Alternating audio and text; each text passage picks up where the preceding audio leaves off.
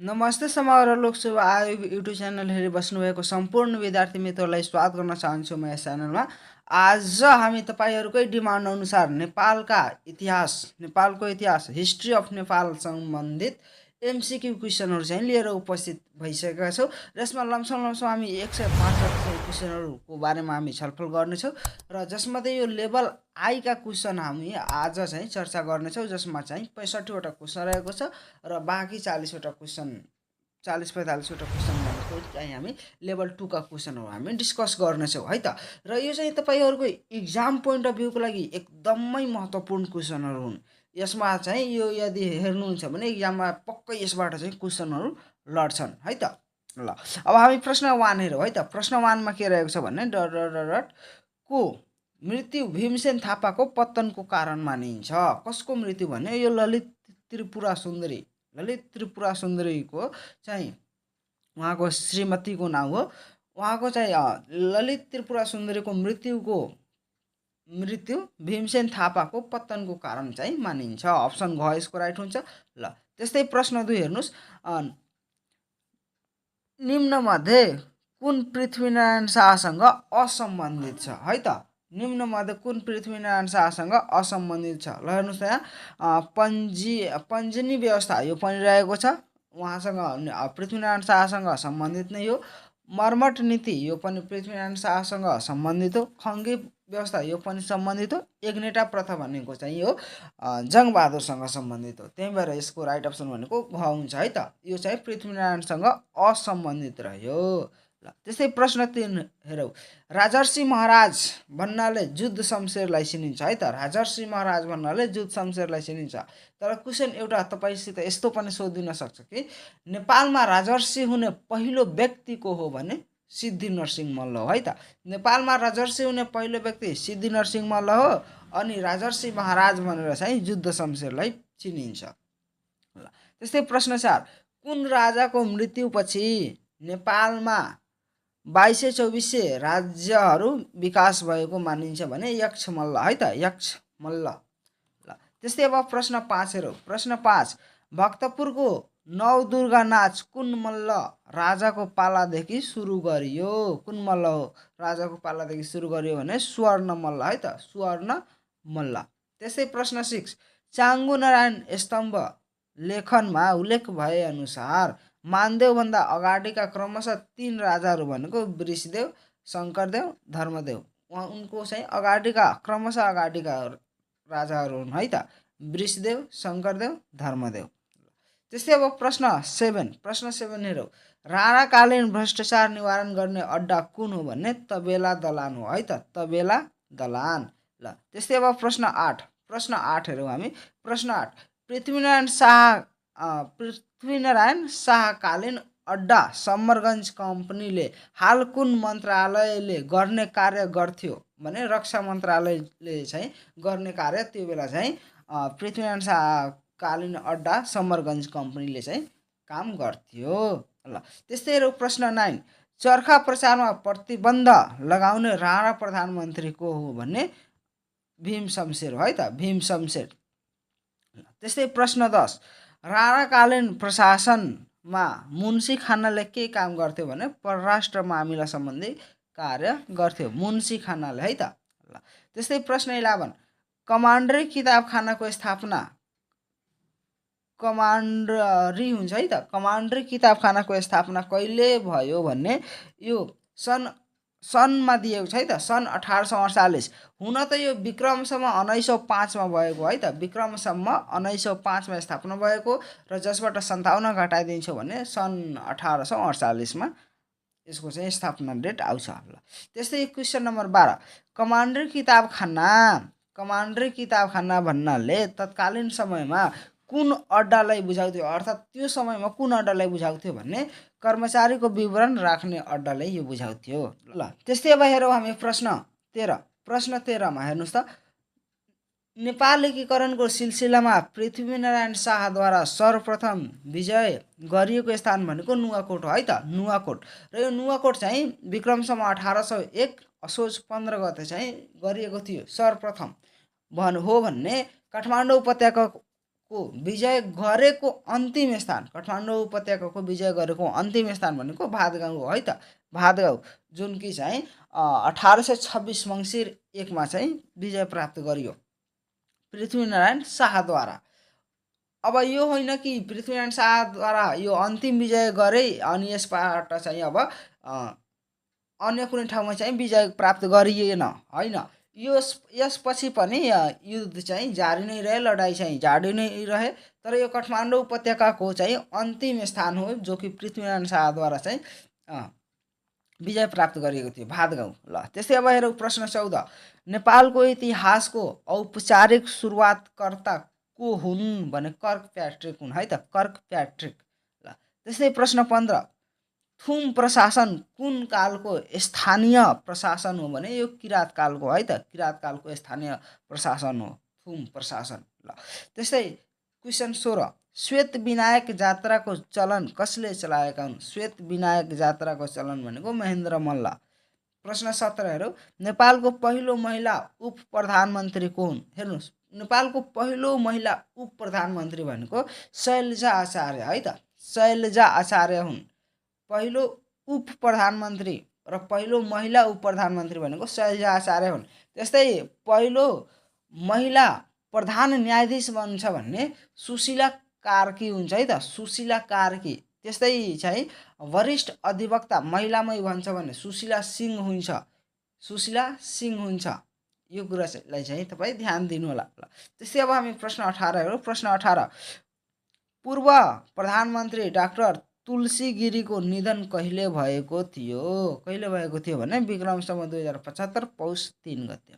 ल त्यस्तै प्रश्न 19, पूर्व प्रधानमन्त्री कृष्ण प्रसाद भट्टराईको निधन चाहिँ कहिले भएको थियो?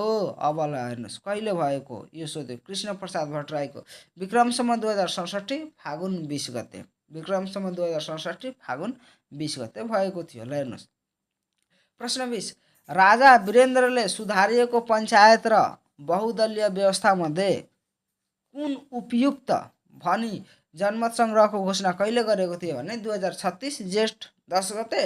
अनि नेपालमा कहिले राष्ट्रव्यापी जनमत सङ्ग्रह सम्पन्न भएको थियो भने यो विक्रमसम्म 2037 वैशाख 20 गते है त। यो चाहिँ कुरालाई याद राख्नु होला। ल त्यस्तै प्रश्न 22, द राइजिङ अफ नेपालका प्रथम संस्थापक को हुन्? द राइजिङ अफ नेपालका प्रथम संस्थापक को हुन् भन्ने चाहिँ वरुण शमशेर है त, वरुण शमशेर। ल त्यस्तै प्रश्न 23 हेरौँ। प्रश्न 23, भक्तपुरका अन्तिम राजा को हुन्? भक्तपुरका अन्तिम राजा भनेको रञ्जित मल्ल, भक्तपुरका अन्तिम राजा भनेको रञ्जित मल्ल। ल त्यस्तै प्रश्न 24 हेरौँ, काठमाडौँको अन्तिम मल्ल राजा को हुन् भने जयप्रकाश मल्ल, जयप्रकाश मल्ल। र पृथ्वीनारायण शाहसँग जुत्ता र छत्ता माग्ने राजा पनि हुन्, अभागी राजा पनि हामी भन्छौँ। ल त्यस्तै प्रश्न 25, लिच्छवीकालमा प्रधान सेनापतिलाई के भनिन्थ्यो भन्ने महाबलाध्यक्ष, महाबलाध्यक्ष। ल हेर्नुहोस् प्रधान सेनापति छ भने महाबलाध्यक्ष, त्यस्तै सेनापति सोध्छ भने मात्र बलाध्यक्ष हुन्छ है त, बलाध्यक्ष हुन्छ। ल त्यस्तै हेरौँ प्रश्न 26, जिउँदो सिंह अर्थात् the living lion of Nepal, नेपालको जिउँदो सिंह भनेर चाहिँ कसलाई चिनिन्छ भने अमरसिंह थापा है त, अमरसिंह थापा। ल त्यस्तै हेरौँ प्रश्न 27, मकैको खेती नामक पुस्तक कसले लेखेका हुन्? मकैको खेती नामक पुस्तक कसले लेखेका हुन् भने कृष्णलाल अधिकारीले, कृष्णलाल अधिकारी। ल त्यस्तै प्रश्न 28 हेरौँ, निजामती कर्मचारीलाई पेन्सन दिने चलन कसले चलाएका हुन् भने जुद्ध शमशेरले। त्यस्तै प्रश्न 29, नेपालको इतिहासमा आदर्श शासकका रूपमा चिनिने राजा को हुन् भने अन्सु वर्मा हुन् है त, अन्सु वर्मा। ल त्यस्तै प्रश्न 30 हेरौँ, इन्द्रायणी जात्रा कहाँ मनाइन्छ? इन्द्रायणी जात्रा कहाँ मनाइन्छ भन्ने काभ्रेपलाञ्चोकमा मनाइन्छ है त, काभ्रेपलाञ्चोकमा। ल त्यस्तै प्रश्न 31, आँसु कवि कसको साहित्यिक उपनाम हो भन्ने, कसको साहित्यिक उपनाम हो भन्ने, कसको साहित्यको उपनाम हो भन्ने चाहिँ यो शम्भु प्रसाद ढुङ्गेलको है त, शम्भु प्रसाद ढुङ्गेल। ल त्यस्तै प्रश्न 32 हेरौँ, लिच्छवीकालमा युक्त पुरुष भनेर कस्तो पद धारण गरेको व्यक्तिलाई भनिन्थ्यो भने युद्धमा प्राप्त हुन आएका सम्पत्तिको हिसाब राख्ने लेखापाललाई चाहिँ लिच्छवीकालमा युक्त पुरुष भनेर चाहिँ बुझिन्थ्यो। ल त्यस्तै हेरौँ प्रश्न 33। खड्ग निशान अड्डाको स्थापना कसले गरेका थिए है त? कसले गरेका थिए? चन्द्र शमशेरले खड्ग निशान अड्डाको स्थापना गरेका थिए। ल त्यस्तै हेरौँ प्रश्न 34। राणाकालमा खड्ग निशान अड्डाले केलाई जनाउँथ्यो? यो चाहिँ केलाई जनाउँथ्यो भने तत्कालीन त्यो बेलाको चाहिँ श्री 3 को कार्यालय अर्थात् प्रधानमन्त्रीको कार्यालय त्यो बेलाको चाहिँ यो थियो। ल त्यस्तै प्रश्न 35 हेरौँ। गुलेली बाजे भनेर कसलाई चिनिन्छ? गुलेली बाजे भनेर कसलाई चिनिन्छ भने भोजराज श्रेष्ठलाई। ल त्यस्तै प्रश्न 36 हेरौँ। नेपालको इतिहासमा पहिलो पटक भिडियो कन्फरेन्सबाट मन्त्री परिषदको बैठक कहिले सम्पन्न भयो भने यो विक्रम सम्वत 2076 भदौ 4 गते। ल त्यस्तै प्रश्न 37। राणाकालमा नेपाललाई कति जिल्लामा विभाजन गरिएको थियो भने 35 जिल्लामा है त। 12वटा तराईमा अनि 23वटा चाहिँ पहाडमा विभाजन गरिएको थियो। ल त्यस्तै हेरौँ प्रश्न 38। लिच्छवीकालमा मन्त्री सरहको पदलाई के भनिन्थ्यो? लिच्छवीकालमा मन्त्री सरहको पदलाई के भनिन्थ्यो भने अमात्य भनिन्थ्यो है त, अमात्य भनिन्थ्यो। ल त्यस्तै अब हेरौँ प्रश्न 39। सिंहदरबारमा आगलागी हुँदा नेपालको प्रधानमन्त्री को थियो भने कीर्तिनिधि बिष्ट थियो है त, कीर्तिनिधि बिष्ट। ल प्रश्न 40। नेपालमा वैशाख 11 गतेलाई किन महत्त्वपूर्ण मानिन्छ? भने किनकि त्यो दिन चाहिँ लोकतन्त्र दिवस हाम्रो पर्छ है त। लोकतन्त्र दिवस भएकोले वैशाख 11 गतेलाई चाहिँ नेपालमा चाहिँ महत्त्वपूर्ण मानिन्छ। ल त्यस्तै प्रश्न 41 हेरौँ। नेपाल गणतन्त्रात्मक राज्य कहिले भयो? यो विक्रम सम्वत 2065 जेठ 15 गते, जुन दिन चाहिँ राजा ज्ञानेन्द्रको चाहिँ शासन चाहिँ समाप्त भएको थियो, अर्थात् नेपालबाट राजतन्त्र चाहिँ समाप्त भएको थियो। ल त्यस्तै प्रश्न 42। नेपालमा सर्वप्रथम एमआरपी के हो भने मेसिन रिडेबल पासपोर्ट कहिले वितरण गरियो भने विक्रम सम्वत 2067 पौष 11 गते, विक्रम सम्वत 2067 पौष 11 गते। ल त्यस्तै हेरौँ प्रश्न 43। पाल्पाको रानीघाट दरबार कसले निर्माण गरेका हुन्? पाल्पाको रानीघाट दरबार भनेको चाहिँ खड्ग शमशेरले निर्माण गरेका हुन् है त, खड्ग शमशेरले। ल त्यस्तै हेरौँ अब प्रश्न 44। नेपालको ऐतिहासिक संविधान सभाको निर्वाचन कहिले भएको थियो?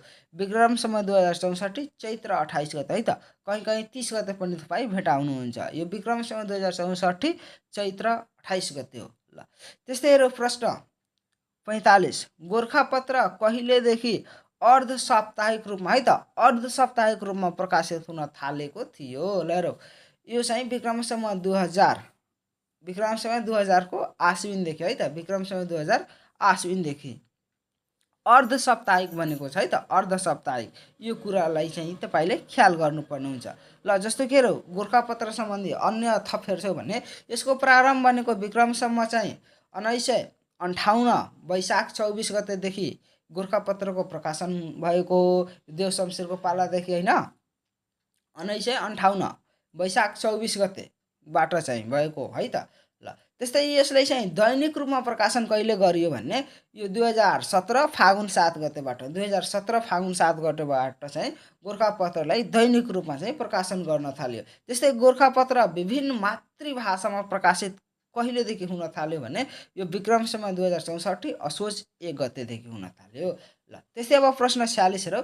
रेडियो नेपालको स्थापना कहिले भएको? रेडियो नेपालको स्थापना कहिले भएको भने यो विक्रम सम्वत 2007 फागुन 20 गते है त, 2007 फाल्गुन चाहिँ 20 गते भएको। ल त्यस्तै प्रश्न 47 हेरौँ। नेपालमा सबैभन्दा पहिला बजेट प्रस्तुत कहिले भएको थियो? सबभन्दा पहिला चाहिँ कहिले बजेट प्रस्तुत भएको थियो भने विक्रम सम्वत 2008 माघ 21 गते भएको थियो है त। ल त्यस्तै प्रश्न 48। नेपालमा योजनाबद्ध विकासको सुरुवात कहिलेदेखि भयो?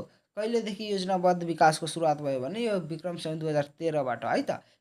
त्यस्तै हेर प्रश्न 49 रातो मच्छिन्द्रनाथको जात्रा वा रातो मच्छिन्द्रनाथको यात्रा कसले चलाएका हो भने नरेन्द्र देव है त, नरेन्द्र देव हुन्छ, नरेन्द्र देव। ल त्यस्तै सेतो मच्छिन्द्रनाथको यात्रा कसले चलाएको हो भने प्रताप मल्ल। ल हेर्नुहोस् अब सेतो रथ यात्रा मच्छिन्द्रनाथको यात्रा अनि रातो मच्छिन्द्रनाथ रथ यात्रा भने यसमा चाहिँ कन्फ्युजन हुन्छ तपाईँले के याद राख्नु होला, सूत्र म तपाईँले बताइरहेको छु।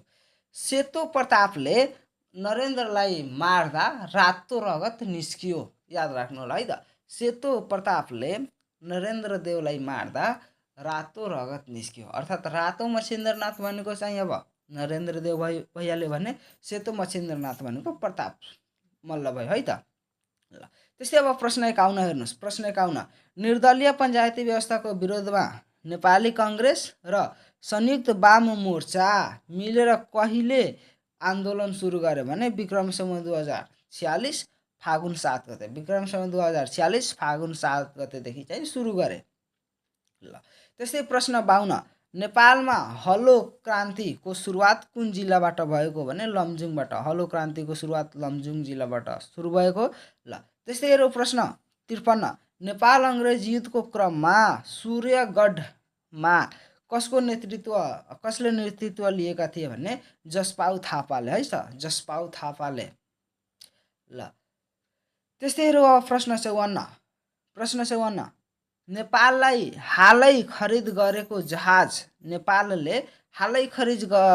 गरेको जहाज एयरबस कुन देशमा बनेको हो भने फ्रान्समा बनेको है त, फ्रान्समा बनेको। त्यस्तै प्रश्न 55 शङ्खधर साखवा कहिले राष्ट्रिय विभूति घोषणा गरिएको हो भन्ने यो विक्रम सम्वत 2056 मङ्सिर 2 गते। ल त्यस्तै प्रश्न 56 हेर्नुहोस्, प्रश्न 56 नेपालको वर्तमान राष्ट्रिय गान व्यवस्थापिका संसदबाट धुनसहित कहिले सार्वजनिक भएको भने यो विक्रम सम्वत 2065 साउन 14 गते, विक्रम सम्वत 2065 साउन 14 गते भएको हो। यो धुनसहित व्यवस्थापिका संसदबाट धुनसहित कहिले सार्वजनिक भएको सोध्यो भने 2065 साउन 14 गते हुन्छ है त। ल त्यस्तै हेरौँ प्रश्न 57 लिच्छवी कालमा राजकीय भाषा के थियो, लिच्छवी कालका चाहिँ राजकीय भाषा भनेको संस्कृत भाषा थियो है त, संस्कृत भाषा भने शिक्षाको भाषा चाहिँ पाली भाषा थियो। ल त्यस्तै हेरौँ अब प्रश्न 58 नेपालसँग दौत्य सम्बन्ध कायम भएको पहिलो मुलुक संयुक्त अधिराज्य हो भन्ने दोस्रो मुलुक भनेको चाहिँ संयुक्त राज्य अमेरिका हो है त, संयुक्त राज्य अमेरिका हो भने अब समसामयिकमा चाहिँ तपाईँ नयाँ दौत्य सम्बन्ध कायम भएका मुलुकहरू पढ्नु होला। ल त्यस्तै हेरौँ अब हामी प्रश्न 59 नेपालमा एसएलसी बोर्डको स्थापना कहिले भएको हो भने यो विक्रम सम्वत 1990 मा भएको। त्यस्तै प्रश्न 60 नेपाल सरकारलाई क्षतिपूर्ति सहितको नागरिक वडापत्र कहिलेबाट कार्यान्वयनमा ल्याइएको हो भने यो विक्रम सम्वत 2017 वैशाख 2 गतेबाट है त, विक्रम सम्वत 2017 वैशाख 2 गतेबाट।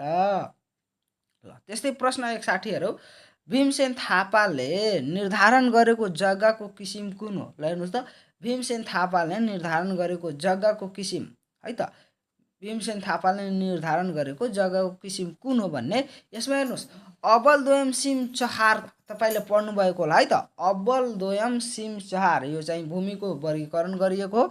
ल यो चाहिँ जय स्थिति मल्लले गरेका थिए है त, जय स्थिति मल्लले गरेका थिए भने यहाँ भीमसेन थापाले गरेको सोधिरहेको छ है त, भीमसेन थापाले गरेको भने यो अप्सन खमा रहेको छ। हेर्नुहोस् त हल पाटे कोदाले। ल भीमसेन थापाले भूमिको वर्गीकरण कसरी गरेका थिए भने हल पाटे कोदाले।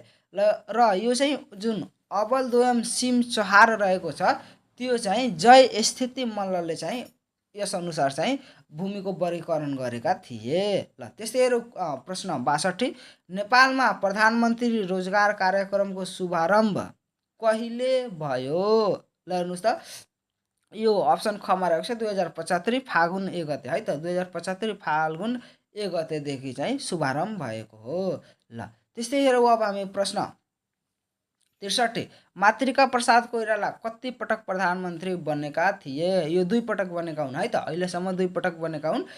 यो चाहिँ 2008 देखि 2009 सम्म र अर्को 2010 देखि 2011 सम्म बनेका थिए है त। ल त्यस्तै हेरौँ अब प्रश्न।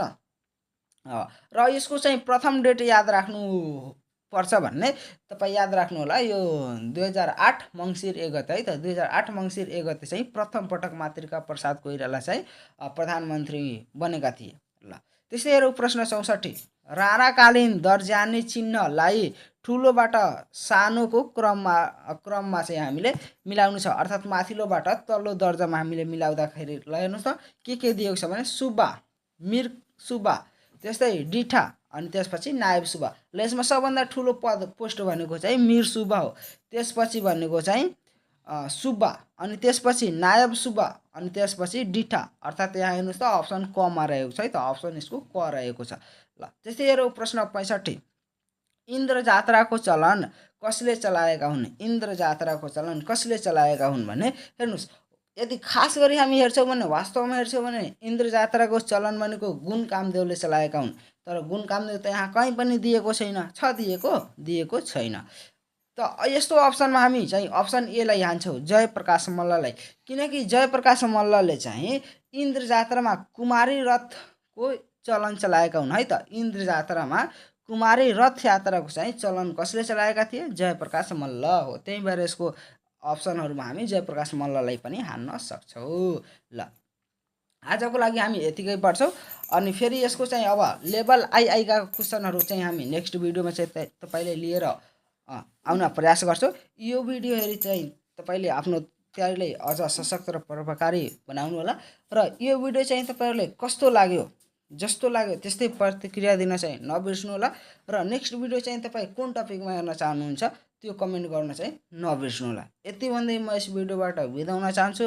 हस्त, धन्यवाद, जय नेपाल।